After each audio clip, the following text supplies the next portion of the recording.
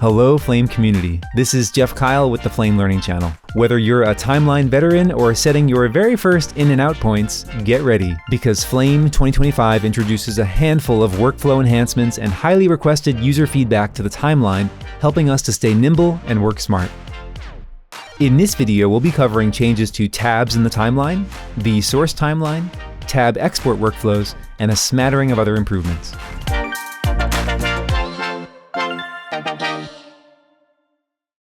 To start, here I am on the desktop and I have a handful of sequences I'm working on.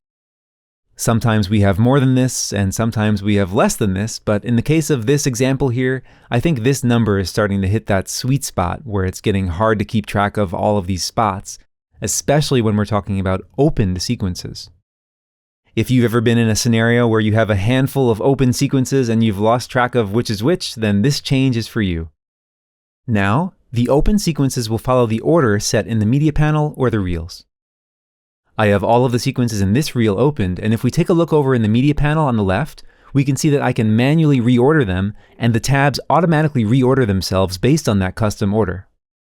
If you're wondering how the localized sort feature affects this, then let's head over to the preferences. Under the timeline tab, there's a new preference under open sequences here called used localized sort order. It's enabled by default, which means that by default, when I use a localized sort to sort the reel, the tabs respect the localized sort and reorder based on the sort. However, it's important to note that if I look back on the desktop reels, the clips here don't follow the localized sort. When a localized sort is active, the desktop reels order does not affect the sequence tab order. Turning off the localized sort brings us back to the state where both the custom order in the media panel and the custom order on the desktop reels both affect the sequence tab order. Speaking of tabs, the tab we haven't yet talked about, the source timeline tab, has a few interesting changes. To start, in the preferences menu, there's a new preference in the timeline tab under source timeline. Always show is the behavior that existed in previous versions of Flame, where the source timeline tab is always there and cannot be closed. The next option, can be closed, is the new default that allows us to be able to close the source timeline tab. Once it's been closed, to reopen it, we can double-click on a sequence or right-click on the sequence and select Show Source Timeline.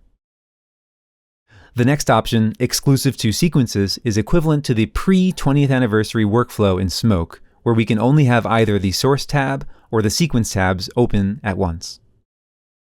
Under the context that there's a difference between sources and sequences, with this mode active, when we double-click on a sequence, we open the sequence tab, and when we double-click on a source, we open the source tab.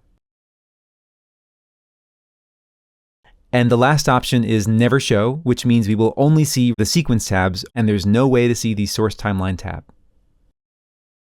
Moving over to the Media Hub, now, if we're browsing the Media Hub but then want to open a sequence, in previous versions of Flame we needed to switch to the Timeline tab for the Open as Sequence option to appear, but now it's just a right-click away, opening the sequence and switching us over to the Timeline tab.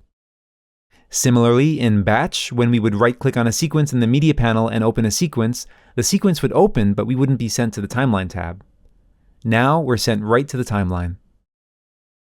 Similar to how we can alt-click on any clip in the desktop reels or media panel to get information about the clip, we can now alt-click on a timeline tab to get information about that source or sequence.